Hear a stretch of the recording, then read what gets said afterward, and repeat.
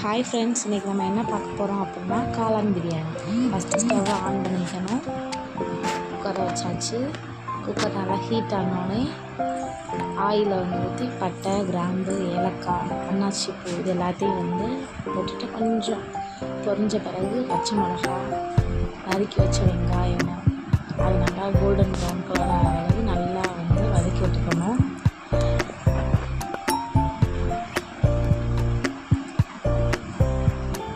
கொஞ்சம் உப்பு போட்டிங்க அப்படின்னா இன்னும் கொஞ்சம் ஸ்பீடாக அது ப்ரௌனிஷ் ஆகும்.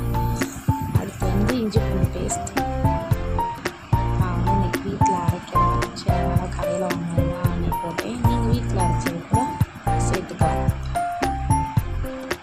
கொஞ்சம் கோல்டன் ப்ரௌனிஷ் ஆகிடுச்சு. நெக்ஸ்ட்டு டொமேட்டோ போட்டுக்கலாம்.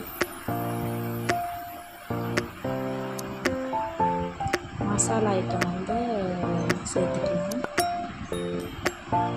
தனி மிளகாய் பொடி, காஷ்மீர் பொடி,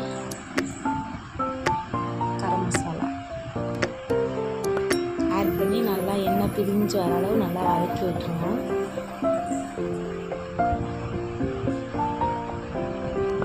அந்த ஸ்மெல்லாம் போகணும். மிளகாய் பொடி எண்ணெய் பிரிஞ்சு வந்துடுச்சு. நெக்ஸ்ட்டு நம்ம வச்சுருந்தா காளானை சேர்த்துக்கலாம்.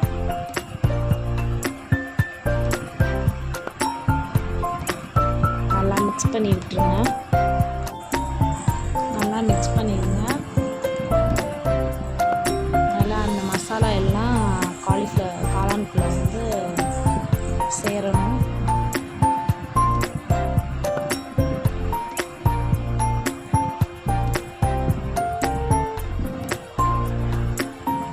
நீங்கள் எவ்வளோ ரைஸ் வைக்கிறீங்களோ அதுக்கு ஏற்றாப்புல வாட்டரை நீங்கள் ஆட் பண்ணிக்கோங்க.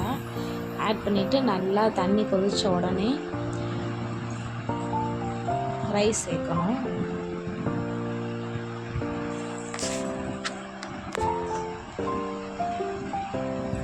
அரிசியும் சேர்ந்து நல்லா கொதிச்சதுக்கப்புறம் புதினா கொத்தமல்லியை அப்படியே தூவி விட்டுட்டு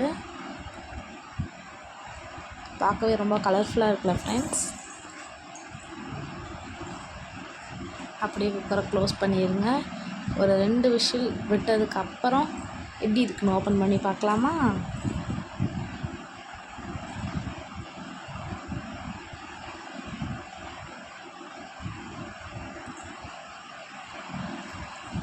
ஒரு விசில் வந்துருச்சு. செகண்ட் விசில் வந்துருச்சு. 1 2 3 எப்படி இருக்குன்னு ஓப்பன் பண்ணி பார்க்கலாம். வாவ், சூப்பராக வந்திருக்கு ஃப்ரெண்ட்ஸ். காளான் பிரியாணி நல்லா அடிப்பிடிக்காமல் நல்லா கலர் தான் நல்லா அழகாக வந்திருக்கு. எப்படின்னு டேஸ்ட் பண்ணி பார்க்கலாம். குழையலை நல்லா சூப்பராக இருக்குது. சுட சுட ஆவி பறக்க காளான் பிரியாணி ஃப்ரெண்ட்ஸ். என்ன மாதிரி நீங்களும் ட்ரை பண்ணி பாருங்கள். செமையாக இருக்கும்.